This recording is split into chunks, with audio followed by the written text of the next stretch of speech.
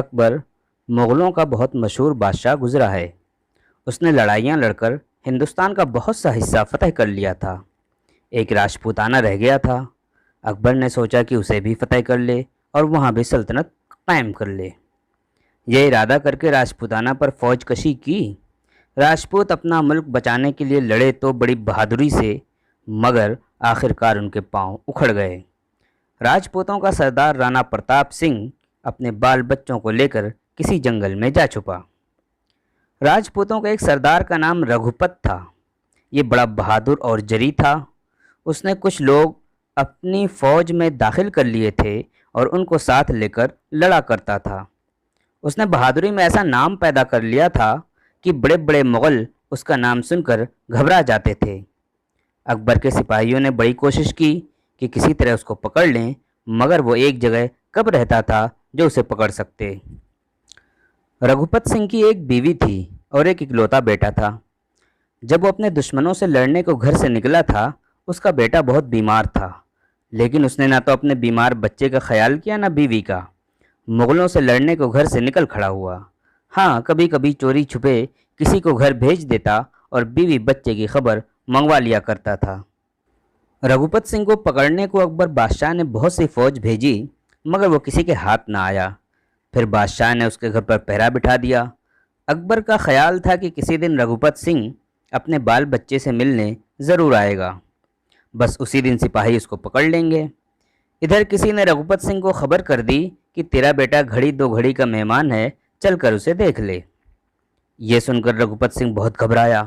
سورج ڈوب رہا تھا۔ جنگل میں سفر کرنے کا وقت تو نہیں تھا، مگر رگھوپت نے سوچا کہ اگر میں نے ذرا بھی دیر کی تو شاید میں لڑکے کی صورت بھی نہ دیکھ سکوں۔ اسی وقت چلنا چاہیے۔ رگھوپت سنگھ اسی وقت چلنے کو تیار ہو گیا۔ جب رگھوپت سنگھ گھر پہنچا تو دروازے پر اکبر بادشاہ کے سپاہیوں میں سے ایک پہرے دار نے کہا، بادشاہ کا حکم ہے کہ تم جہاں ملو پکڑ لیے جاؤ۔ رگھوپت سنگھ نے کہا، میرا لڑکا مر رہا ہے، اسے دیکھنے آیا ہوں، ذرا دیر کے لیے مجھے اندر چلا جانے دو، ابھی دیکھ کر لوٹ آتا ہوں، اس وقت جو جی چاہے کر لینا، میں راجپوت ہوں، جھوٹ ہرگز نہ بولوں گا۔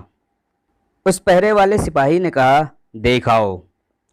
جب رگھوپت سنگھ گھر میں گیا تو دیکھا کہ لڑکا بے چین ہو رہا ہے اور بیوی فکر کے مارے بے حال ہو رہی ہے۔ میاں کو دیکھ کر بیوی کی دھارس بندھی۔ رگھوپت سنگھ نے بچے کو پیار کیا اور دوا کی تدبیریں بتائیں۔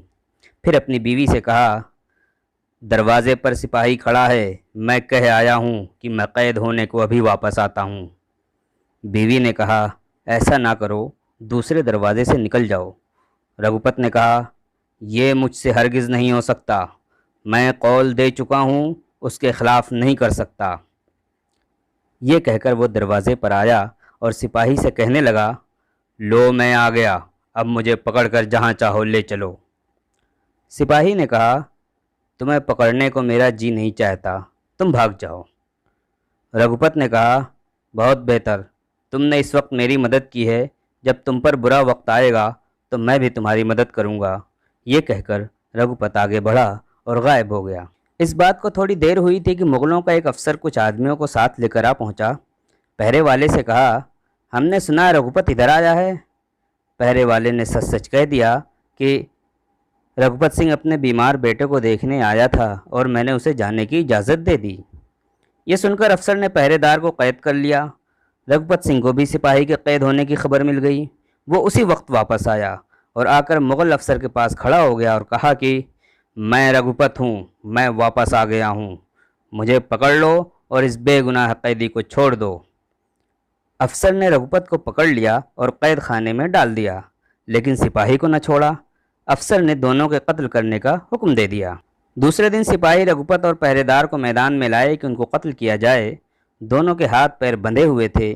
مغل افسر نے جلاد سے کہا کہ دونوں کی گردنیں اڑا دو۔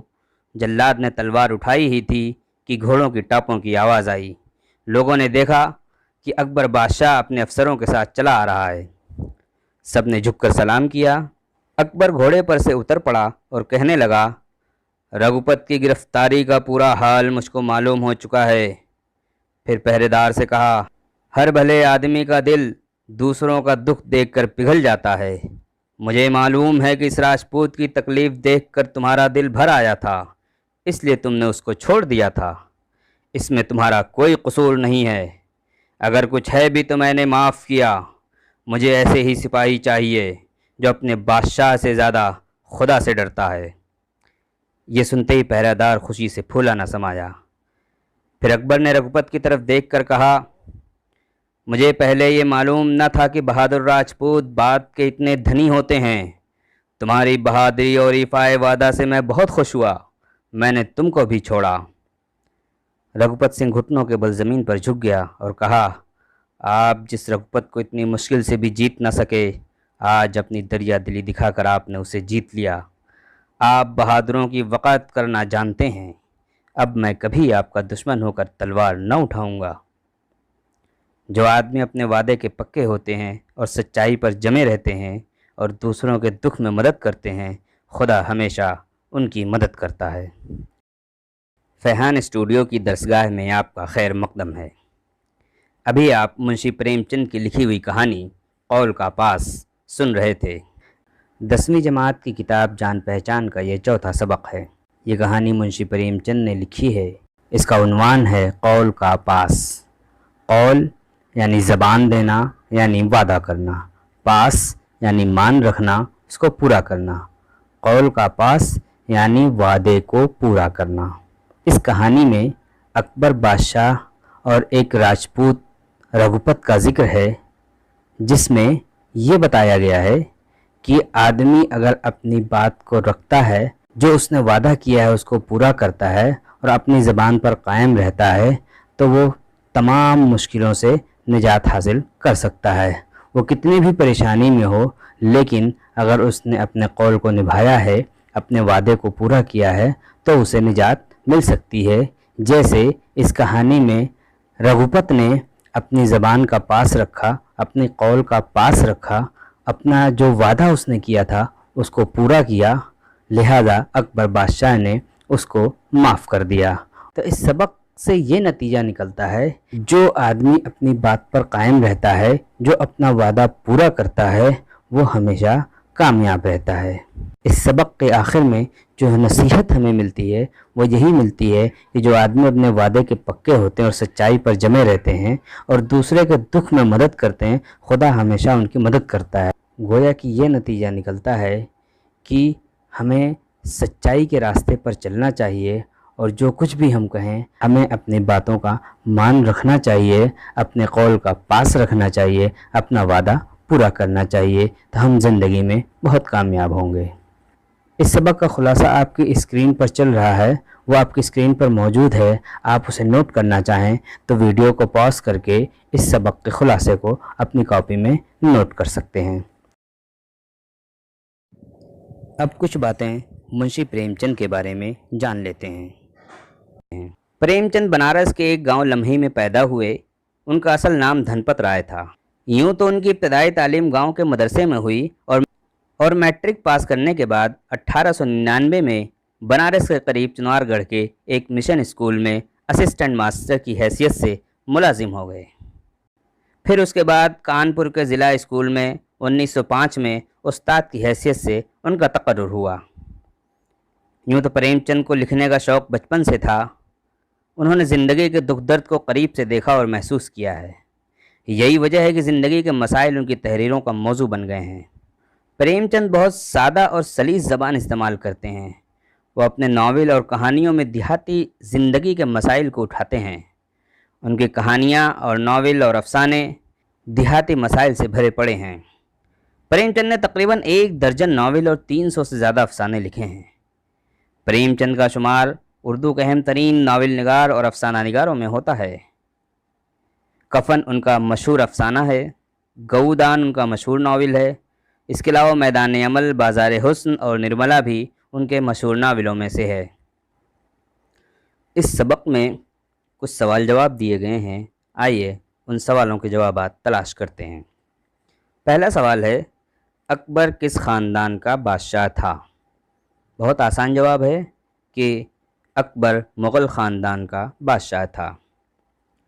दूसरा सवाल है, राजपूतों के उस सरदार का नाम क्या था? वो जंगल में क्यों छुप गया था? राजपूतों के उस सरदार का नाम राणा प्रताप सिंह था, जो मुग़ल फ़ौज के साथ बहुत बहादुरी के साथ लड़ा। मगर उसे कामयाबी न मिली तो वो अपने बाल बच्चों को लेकर एक जंगल में जाकर छुप गया। तीसरा सवाल है, रघुपत ने पहरेदार की मदद किस तरह की? रघुपत ने पहरेदार की मदद इस तरह की कि जब रघुपत को ये मालूम हुआ रघुपत को छोड़ देने पर मुग़ल अफसर ने पहरेदार को हिरासत में ले लिया है, तो रघुपत खुद मुग़ल अफसर के सामने आकर खड़ा हो गया कि मैं रघुपत हूँ, मुझे पकड़ लो और इस बेगुनाह पहरेदार को छोड़ दो। सवाल नंबर 4, अकबर रघुपत की किस बात से मुतासिर हुआ?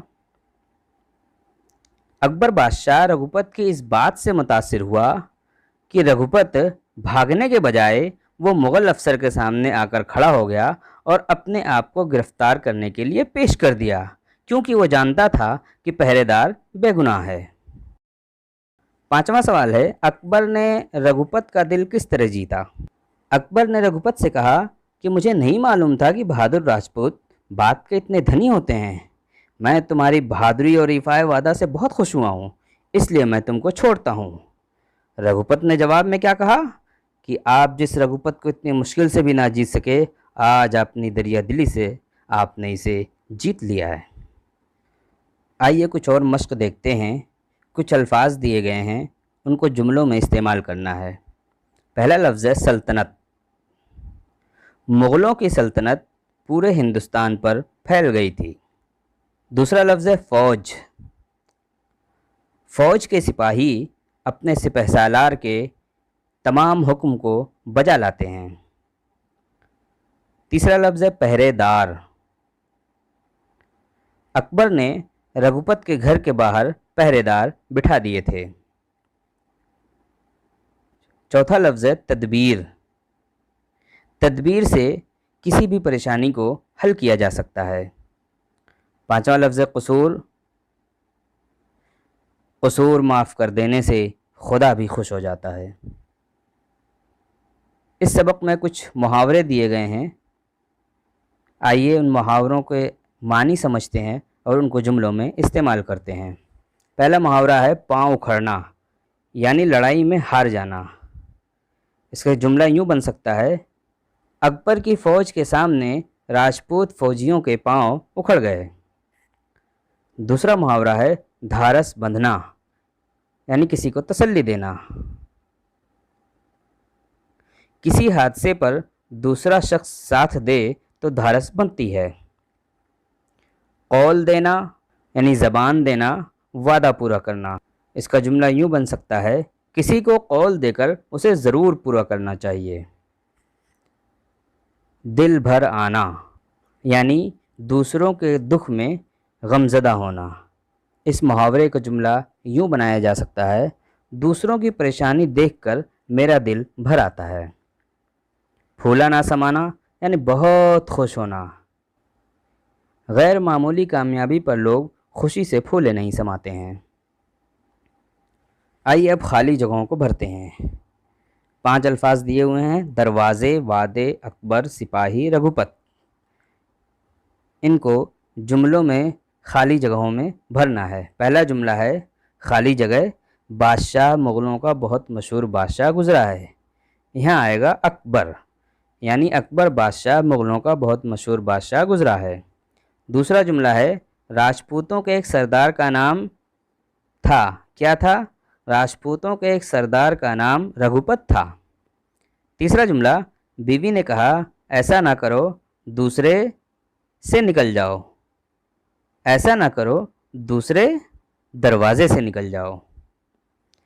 चौथा जुमला है दूसरे दिन रघुपत और पहरेदार को मैदान में लाए, यानी दूसरे दिन सिपाही रघुपत और पहरेदार को मैदान में लाए। पांचवा जुमला है जो आदमी अपने खाली जगह के पक्के होते हैं, खुदा हमेशा उनकी मदद करता है। ज़ाहिर है एक लफ्ज़ बचा है, जो आदमी अपने वादे के पक्के होते हैं, खुदा हमेशा उनकी मदद करता है। اب کچھ الفاظ دیے ہوئے ہیں، ان میں سے کچھ الفاظ واحد ہیں اور کچھ الفاظ جمع ہیں۔ واحد یعنی سنگولر ہیں اور جمع یعنی پلورل ہیں، ایک سے زیادہ۔ پہلے لفظ ہے افواج، یہ جمع ہے، اس کا واحد آئے گا فوج۔ تدابیر، یہ لفظ بھی جمع ہے، اس کا واحد تدبیر آئے گا۔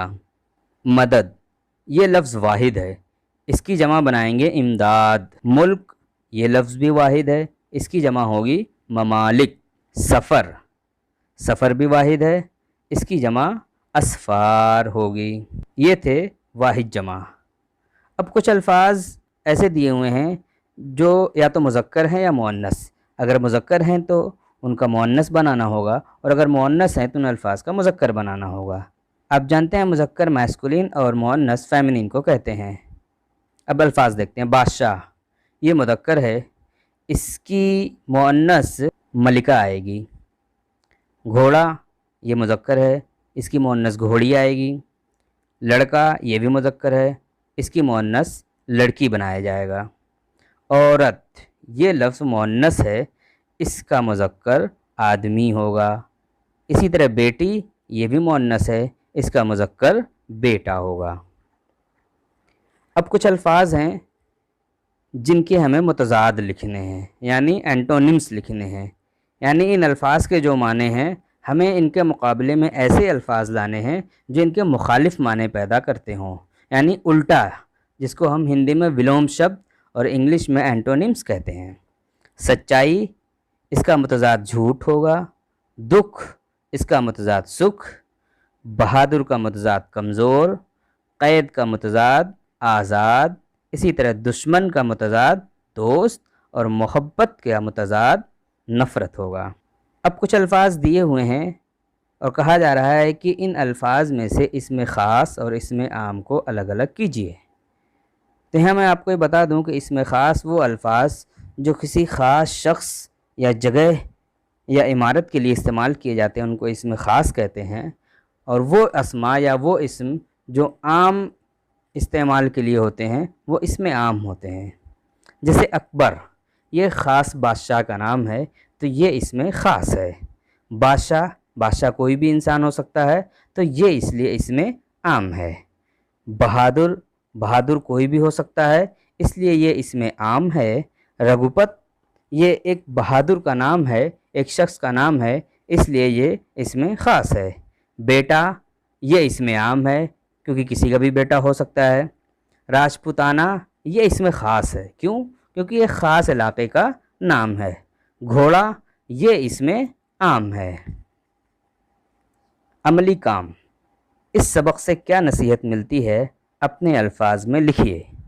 آخری پیراگراف اگر آپ پڑھیں گے تو آپ کو وہ نصیحت مل جائے گی، اسے اپنے الفاظ میں لکھنا ہے۔ دوسری بات، اس سبق کی روشنی میں اکبر کی شخصیت پر 5 جملے لکھنے ہیں۔